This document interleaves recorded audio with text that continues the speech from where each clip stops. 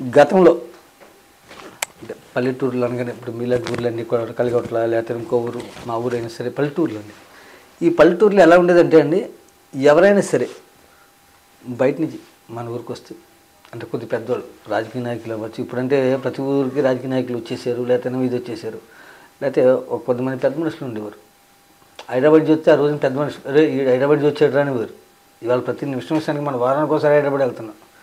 అలాగే పెద్దవాళ్ళు ఎవరైనా వచ్చినా లేదా దూరం నుంచి ఎవరైనా వచ్చినా మన ఊరికి ఒక గుడి కావాలి, లేకపోతే ఒక బడి కావాలి, పిల్లలు చదువుకుంటానికి ఒక స్కూల్ కావాలనేవారు.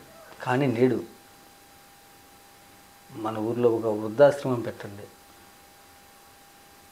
అనాథాశ్రమం అంటే అండి తల్లి తండ్రి లేని వాళ్ళ పిల్లలు కానీ లేకపోతే పిల్లలు లేని వృద్ధులైనటువంటి పెద్దోళ్ళు కానీ అది అనాథాశ్రమం కింద ఉండేది. ఇవాళ అనాథాశ్రమాలు లేవండి, వృద్ధాశ్రమాలు ఉన్నాయి. వృద్ధాశ్రమాలు అంటే ఇక్కడికి పిల్లలు ఉంటున్నారో అందరూ ఉంటున్నారు, హాస్టల్ అంతస్తులు అన్నీ ఉన్నాయి, కానీ వృద్ధాశ్రమాల్లో ఉంటున్నారు. అసలు పిల్లలందరూ ఉండగా అన్నదమ్ములు ఉండగా అయిన వాళ్ళందరూ ఉన్నారు, కానీ వృద్ధాశ్రమాల్లో ఉంటున్నారు. అసలు ప్రతి ఊరికి కూడా వృద్ధాశ్రమాలు అంటే ఒక కనీసం ఊరికి కాబట్టి మండలానికి ఒకటనే ఉంది. ఇలా వృద్ధాశ్రమాలు పెరగడానికి కారణం ఏంటి, కారకులు ఎవరంటారు? ఆశ్రమాలు పెరగడానికి కారణం సమాజంలో విలువలు పతనం అవడమే కారణం అండి.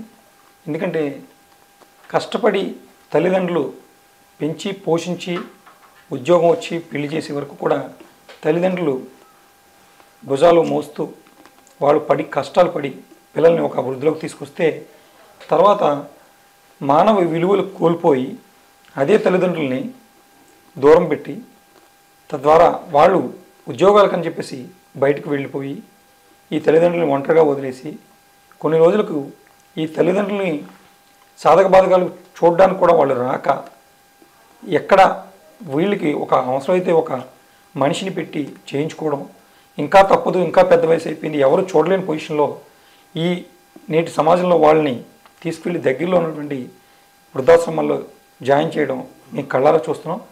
దీనికి పూర్తి కారణం విలువలు లేని సమాజంలో విలువలు పతనం అవడమే దీనికి కారణం.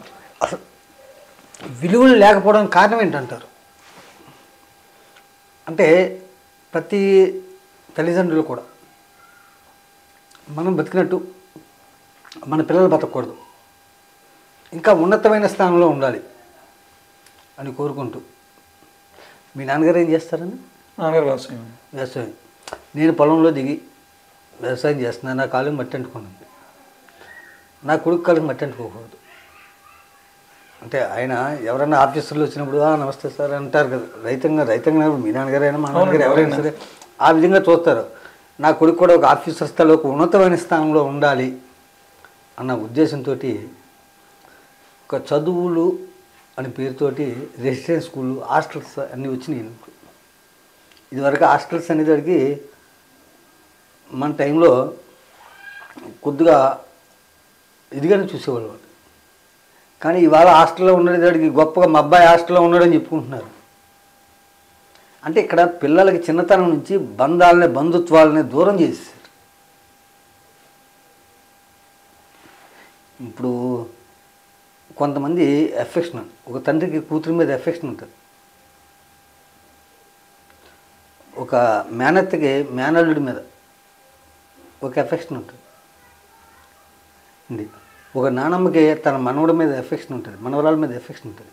అంటే వీళ్ళందరూ ఉన్నప్పుడు ఏంటంటే అది చాలా ఇదిగా ఉంటుంది. ఒకరోజు నేను చూశానండి, తనకి సెలవులకి దీపావళి అనుకుంటాను, దీపావళికి 2 రోజులే సెలవు ఇస్తారు, లేకపోతే 3 రోజులు, ముందు రోజు వెనకాల రోజు దీపావళి. వాళ్ళ ఇంటికి అతని బంధువులు మేనత్తలు అందరూ వచ్చారు. ఆ కుర్రోడు వచ్చాడు, అది కూడా ఎప్పుడు వచ్చాడు, తెల్లారితే దీపావళి అనగా ఆ రోజు సాయంకాలం వచ్చాడు.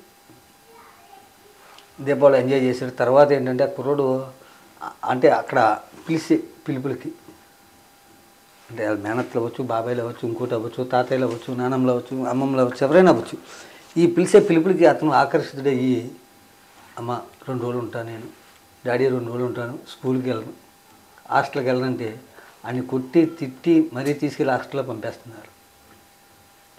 ఈ విధంగా నువ్వు హాస్టల్కి వెళ్ళి నువ్వు చదువుకోవాలి, ఇది ఎప్పుడూ ఉంటుంది అని ఆయన ఎప్పుడైతే తీసుకెళ్ళి బలవంతంగా తీసుకెళ్ళి ఎప్పుడు పెడుతున్నాడంటే, ఇలా పెట్టినప్పుడు ఏంటంటే ఆడికి ఆ ఎఫెక్షన్ తగ్గిపోతుంది, బంధాలు బంధుత్వాల విలువలు తగ్గిపోతున్నాయి. ఇవాళ మ్యాక్సిమం చూడండి, సగం మంది వృద్ధాశ్రమంలో ఉన్న వాళ్ళ పిల్లలందరినీ కూడా నెంబర్ 1 స్థానంలో ఉన్నారు. చదువుకుని డిగ్రీలు పీజీలు చేసి ఈయనకి వాళ్ళ తల్లిదండ్రులు కూడా అటువంటి స్కూళ్ళలో చదివించారు, ఇంగ్లీష్ మీడియాలో అవన్నీ చదివించి మా అబ్బాయి ఇంగ్లీష్ మీడియం మాట్లాడుతున్నాడు, ఇంగ్లీష్లో మాట్లాడుతున్నాడు అంటే ఆ తల్లిదండ్రులు చాలా గర్వంగా చెప్పుకునేవారు. కానీ అదే ఇంగ్లీష్ మాట్లాడే పిల్లోడు అదే తల్లిదండ్రులను తీసుకెళ్ళి వృద్ధాశ్రమంలో పెడుతున్నాడు. చదువుకోకుండా వ్యవసాయం చేస్తూ ఉన్న వాళ్ళు ఎవరినైనా చూడండి, వృద్ధాశ్రమంలో ఉన్నవాళ్ళు ఎవ్వరూ లేరు, వాళ్ళ తల్లిదండ్రులు వాళ్ళ దగ్గరే ఉన్నారు. ఇక్కడ వృద్ధాశ్రమంలో పెట్టడానికి ప్రధాన కారణం అయితే నాకు తెలుసుండగా ఆస్తి అధికంగానే ఉండడం, లేకపోతే విద్య అధికంగా ఉండడం, ఈ రెండింటి వల్లే ఎక్కువగా ఉంటున్నారు. ఒక చదువుకొని వ్యవసాయం కూలి పని చేసుకునేవాడు తన తల్లిదండ్రులు ఇంటికాడే పెట్టుకుంటున్నాడు. చదువుకొని పీజీలు చేసి డాక్టరేట్లు వచ్చిన వాళ్ళు తల్లిదండ్రులు వృద్ధాశ్రమాల్లో ఉన్నారు. నిజంగా ఏ అమెరికాలోనో యూరోప్లోనో లండన్లోనో ఉన్నవాడు తన తల్లిదండ్రులను వృద్ధాశ్రమంలో పెడితే తప్పలేదు. కానీ తన ఊళ్ళోనే ఉంటూ తన వన్ ఆఫ్ ది పొజిషన్ ఉంటూ కూడా పిల్లల్ని తల్లిదండ్రులను అక్కడ పెడుతున్నారు. అతి గారమే, అతి గారం అనొచ్చు, లేకపోతేనేమో అతి ప్రేమ వల్లే ఈ విధంగా వస్తున్నాయి అనుకుంటున్నాను. ఎందుకంటే మీరు మానవతా స్వచ్ఛంద సేవా సంస్థలో ఉన్నారు కాబట్టి నేను ఇటువంటి కొన్ని ప్రశ్నలు మిమ్మల్ని అడుగుతున్నాను. ప్లస్ మీరు కూడా ఏంటంటే గ్రౌండ్ వర్క్ తెలిసినప్పుడు ఏంటంటే రేపొద్దున ఇది కారణం అని రేపొద్దున ఎవరికైనా చెప్పగలుగుతారు. చూస్తున్న ప్రతి ఒక్కరికి కూడా ఇది అర్థం చేసుకోండి. చదువు ఉండి ఆస్తి ఉన్నవాళ్ళు తల్లిదండ్రులు మాత్రమే వృద్ధాశ్రమంలో ఉంటున్నారు. నిజంగా ఆస్తి లేకపోయినా చదువు లేకపోయినా కూలి పని చేసుకునేవాడు తన తల్లిదండ్రుల్ని తన కళ్ళదిట్టి చూసుకుంటూ ఇచ్చేస్తున్నాడు. ఇది చిన్నతనం నుంచి, అంటే ఏదైనప్పుడు మనకి ఏదో అంటారండి, వాళ్ళని చూసి వీళ్ళని చూసి ఏదో విద్య నేర్చుకున్నారా అంటున్నట్టు చిన్నతనం నుంచి మన పెరిగిన వాతావరణం, అది మన తల్లిదండ్రులే పెంచవచ్చు, ఇంకోళ్ళు పెంచవచ్చండి. ఈ పెరిగిన వాతావరణమే దీనికైనా కారణం. అది తెలుసుండగా అయితే నేను ఈ వృద్ధాశ్రమంలో పెట్టడానికి తల్లిదండ్రులే ప్రధాన కారణం అనుకుంటున్నాను. నేను ఏకీపిస్తున్నానండి. అంటే తెలుసు లేకపోతే తెలియక చేస్తున్నారో తెలియగానే అతి ప్రేమ, అతి గారాభం, 100% అండి. అతి శ్రద్ధ. అంటే ఏం లేదండి, ఇక్కడ మీరు అన్నది 100% వాస్తవం అండి. వీళ్ళు ఏమనుకుంటున్నారంటే స్టేటస్ అంటే ఏంటంటే ఒక ఉద్యోగం అని, ఒక డబ్బు సంపాదించమని అదే తల్లిదండ్రులు భావిస్తున్నారండి. స్టేటస్ అంటే అది కాదండి. సమాజంలో ఉత్తమంగా బతకడం, ఒక మంచి పేరు తెచ్చుకోవడం, అది ఒక స్టేటస్ అని నా అభిప్రాయం. ఈరోజు వృద్ధాశ్రమాలు పెరిగిపోవడానికి కూడా కారణం విద్య ప్రైవేటీకరణ అవడం కూడా దీంట్లో ఒక ప్రధాన అంశం. నా స్వతహాగా నేను అబ్జర్వ్ చేసింది, మేము గవర్నమెంట్ స్కూల్లో చదువుకున్నాం.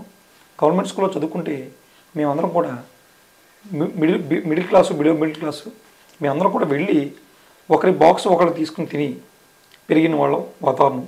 ఒకరికి బుక్ లేకపోతే ఒకరి బుక్ షేర్ చేసుకోవడం కానీ, ఈ షేరింగ్ కానీ కేరింగ్ కానీ, తల్లిదండ్రులకు ఒక విలువ ఇవ్వాలని కానీ, తల్లిదండ్రులు ఈ నేర్పడం బట్టే మనం ఈ యొక్క మనుగడ అనేది జీవన విధానంలో మార్పు వస్తుంది. సో ఈ విద్య ఎప్పుడైతే ప్రైవేటీకరణ అయిందో, ఈ ప్రైవేట్ స్కూల్స్ ర్యాంకుల మీద దృష్టి పెడుతున్నాయి తప్ప మానవ విలువల మీద దృష్టి పెట్టట్లేదు. మనం పూర్వం గురుకులాలు ఉండేవి, తల్లిదండ్రులతో ఎలా మెలగాలి, గురువులతో ఎలా మెలగాలి, సమాజంలో ఏ రకంగా మనం మసులుకోవాలి అని అనేక రకాలుగా వాళ్ళు నేర్పేవారు. కానీ ప్రస్తుత విద్యా విధానంలో ఇవన్నీ కూడా కరువైనవి. ఫణి గారు మీరు చెప్పినట్టు తల్లిదండ్రులు అతి గారాబం. నా కొడుకుని ఒక ప్రైవేట్ స్కూల్లో జాయిన్ చేస్తే పక్క వాళ్ళు వేరే ప్రైవేట్ స్కూల్లో జాయిన్ చేస్తే వాళ్ళని చూసి మనం దాంట్లో జాయిన్ చేయడం, ఈ పోటీతత్వం అనేది ఇక్కడ ఈ ర్యాంకింగ్లో కానీ దీంట్లో క్రీడల్లో కానీ ఉంటే మంచిదే. కానీ ఒకరిని చూసి ఒకరు ఈ ఫీజుల విషయంలో కానీ లేదంటే ఈ ప్రైవేట్ స్కూల్స్ చదివించడంలోని ఇటువంటి పోటీ పడడం ఈ ప్రస్తుత సమాజం ఎదుర్కొంటున్నటువంటి దుష్పరిణామం. నేను ప్రధానంగా బతకాలనుకోవడం. ఇప్పుడు మీరు కార్లో వెళ్తున్నారు, నేను కూడా కార్లో వెళ్ళాలి. లేకపోతే మీరు ఇంకో పని చేస్తున్నారు, నేను కూడా ఇంకోటి చూడాలి.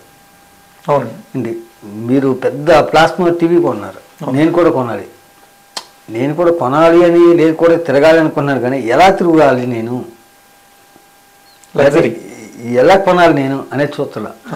అప్పు ఇంకోటో అప్పు చేస్తున్నాను, తీసుకొచ్చి కొనేస్తున్నాను, లేదా తిరుగుతున్నాను. రేపొద్దున ఇదే అప్పులు చేయడానికి తీర్చడానికి అయితే అవతలో నెత్తి మీద చేతులన్నా పెట్టాలి, లేదంటే మనం ఆత్మహత్యలు చేసుకోవాలి. ఇవన్నీ కూడా తెలియకుండా ఎప్పుడైతే పక్కోళ్ళలాగా మనం బతకాలి, మనలాగా మనం బతికితే ఏ లోటు ఉండదు. పక్కోళ్ళలాగా ఎప్పుడైతే బతకాలనుకుంటున్నామో అప్పుడే మనకి ఇటువంటివన్నీ కూడా 100%.